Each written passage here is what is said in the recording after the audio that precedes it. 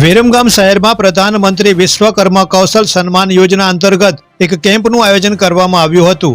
વિરમગામ શહેરના શ્રી વિશ્વકર્મા ગજ્જર સુથાર જ્ઞાતિ મંડળ વિશ્વકર્મા ધામ ખાતે વિરમગામ ધારાસભ્ય હાર્દિક પટેલના માર્ગદર્શનથી શહેરના કારીગર વર્ગને લાભ મળે તે હેતુથી પ્રધાનમંત્રી વિશ્વકર્મા કૌશલ સન્માન યોજના અંતર્ગત કેમ્પનું આયોજન કરવામાં આવ્યું હતું।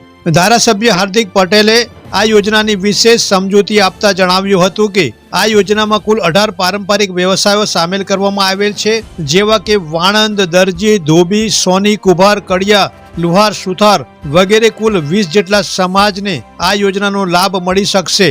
આ યોજના અંતર્ગત લાભ લેનાર લાભાર્થીને 5 દિવસની તાલીમ આપવામાં આવશે અને રોજના 500 રૂપિયા લેખે ભથ્થું પણ આપવામાં આવશે। તાલીમ પૂર્ણ થયા બાદ 15,000 રૂપિયા સરકારશ્રી તરફથી સાધન સામગ્રી માટે આપવામાં આવશે। ધારાસભ્ય હાર્દિક પટેલે વધુમાં જણાવ્યું હતું કે આ યોજનાનો લાભ મારા મત વિસ્તારના લોકો વધુમાં વધુ લે અને આત્મનિર્ભર બને તેવી આગ્રહભરી વિનંતી કરવામાં આવી હતી। આ પ્રસંગે બક્ષીપંચ મોરચાના પ્રમુખ મુકેશભાઈ ઠાકોર, વિરમગામ શહેર પ્રમુખ નરેશભાઈ શાહ, નગરપાલિકા પ્રમુખ કામિનીબેન મુનસારા, ઉપપ્રમુખ રઘુભાઈ અલગોતર સહિત ભાજપના હોદ્દેદારો અને મોટી સંખ્યામાં લાભાર્થીઓ ઉપસ્થિત રહ્યા હતા।